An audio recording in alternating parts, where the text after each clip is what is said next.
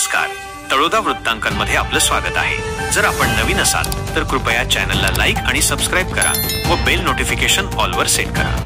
अक्कलकुवाजवळ eco गाडीला भीषण अपघात,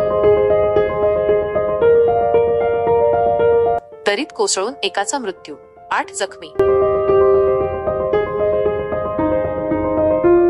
चालक निष्काळजीपणा कारणीभूत।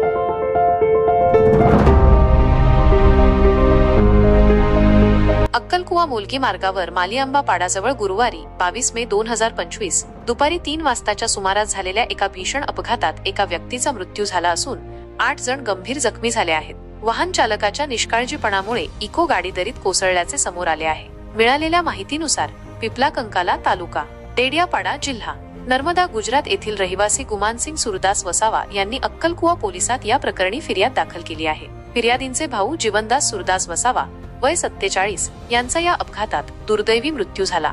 गुजरात राज्यातील पानसर येथील महेंद्रभाई बामण्याभाई वसावा हे इको वाहन क्रमांक GJ22H4158 चालवत होते। ते मुलगीकडून अक्कलकुवा मार्गे गुजरातला परत जात असताना मालीआंबा पाडाजवळ घाट रस्त्यावर हा अपघात घडला। चालकाने आपले वाहन निष्काळजीपणे, बेदरकारपणे आणि रस्त्याच्या परिस्थितीकडे दुर्लक्ष करून चालवल्याने वाहनावरील ताबा सुटला आणि ते थेट दरीत कोसळले। या अपघातात वाहन चालक महेंद्रभाई वसावा यांच्यासह संतिताबेन महेंद्रभाई वसावा, पानसर, सुभाषभाई फुलजीभाई वसावा, मंजुलाबेन सुभाषभाई वसावा, दोघेही रूपघाट तालुका, नेत्रंग, नरपतभाई तारसिंगभाई वसावा, बेबार तालुका, डेडियापाडा, भरतभाई वसावा, शांतीबेन लसमाभाई वसावा, दोघेही केलीवाडा तालुका, डेडियापाडा आणि ताराबेन जीवनदास वसावा, पिपला कंकाला तालुका, डेडियापाडा असे एकूण 8 जण जखमी झाले आहेत।